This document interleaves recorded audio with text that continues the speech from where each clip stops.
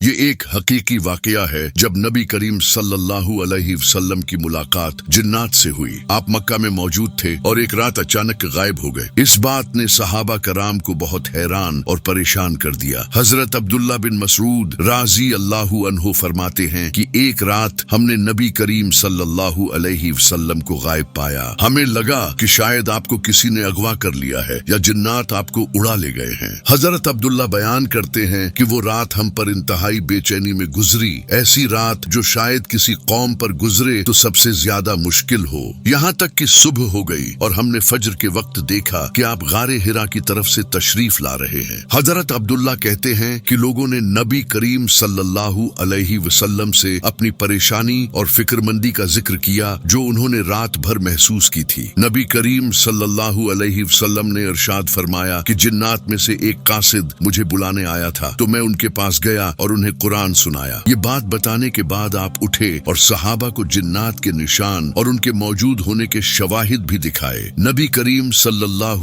علیہ وسلم نے جنات کو آگ کے نشانات بھی دکھائے۔ ان جنات نے رسول اللہ صلی اللہ علیہ وسلم سے ایک تحفہ بھی مانگا۔ یہ جنات جزیرے کے رہنے والے تھے۔ آپ صلی اللہ علیہ وسلم نے ان سے فرمایا کہ ہر وہ ہڈی جس پر اللہ کا نام لیا جائے تمہارے ہاتھوں میں پہنچ کر گوشت سے بھری ہوئی ہو جائے گی، اور ہر مینگنی اور گوبر تمہارے جانوروں کے چارے کے طور پر کام آئے گی۔ اس کے بعد آپ نے صحابہ کرام سے مخاطب ہو کر فرمایا کہ ان دونوں چیزوں سے استنجا نہ کیا کرو کیونکہ یہ تمہارے بھائی جنات کی خوراک ہیں۔ کئی علماء کا ماننا ہے کہ رسول اللہ صلی اللہ علیہ وسلم کی یہ ملاقات جنات سے اس وقت ہوئی جب آپ طائف سے واپس آ رہے تھے۔ طائف کے لوگوں نے آپ کی دعوت کو ٹھکرا دیا اور آپ کو بہت تکلیف پہنچائی۔ واپسی کے دوران آپ مکہ کی طرف آتے ہوئے زمین پر بیٹھ گئے اور نماز ادا کرنے لگے۔ نماز کے دوران آپ قرآن کی تلاوت فرما رہے تھے اور اسی وقت جنات کا ایک گروہ وہاں موجود تھا۔ جب وہ جنات وہاں سے گزر رہے تھے اور انہوں نے قرآن کی تلاوت سنی تو وہ وہیں رک گئے۔ اس واقعے کا ذکر اللہ نے قرآن مجید میں بھی فرمایا ہے۔ اور جب ہم نے جنات کی ایک جماعت کو تمہاری طرف بھیجا جو قرآن سن رہی تھی، پھر جب وہ نبی کی بارگاہ میں حاضر ہوئے تو کہنے لگے خاموش رہو اور سنو۔ پھر جب تلاوت ختم ہو گئی تو وہ اپنی قوم کی طرف لوٹ گئے، انہیں خبردار کرتے ہوئے کہنے لگے اے ہماری قوم، ہم نے ایک کتاب سنی ہے جو موسیٰ علیہ السلام کے بعد نازل کی گئی ہے، جو پہلی کتابوں کی تصدیق کرتی ہے، حق اور سیدھے راستے کی رہنمائی کرتی ہے۔ اس کے بعد وہ تمام جنات رسول اللہ صلی اللہ علیہ وسلم کی خدمت میں حاضر ہوئے۔ آپ صلی اللہ علیہ وسلم نے انہیں قرآن سنایا اور وہ سب آپ پر ایمان لے آئے اور مسلمان ہو گئے۔ آخر میں اللہ تعالیٰ سے دعا ہے کہ وہ ہمیں، آپ کو اور تمام مسلمانوں کو ہدایت عطا فرمائے۔ چینل کو سبسکرائب کرنا نہ بھولیں۔ اللہ حافظ۔